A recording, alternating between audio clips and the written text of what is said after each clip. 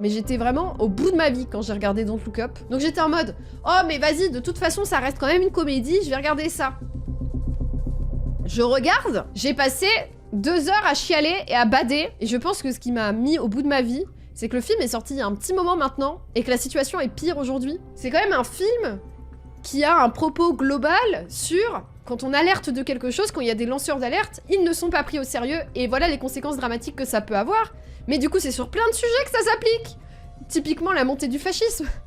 C'était bien avant le 2e mandat de Trump que le film est sorti, et là, quand on est dans le 2e mandat de Trump, ça m'a mis mais un coup au moral. Il est sorti en 2021, le film, 4 ans plus tard, bientôt 5 ans plus tard, on est 1000 fois pire. Et en fait, ce qui est horrible dans Don't Look Up, c'est qu'il y a des phrases qui sont tournées comme parodiques, et c'est mot pour mot ce qui se dit parfois dans les médias aujourd'hui. It would damage the entire planet, not just a house.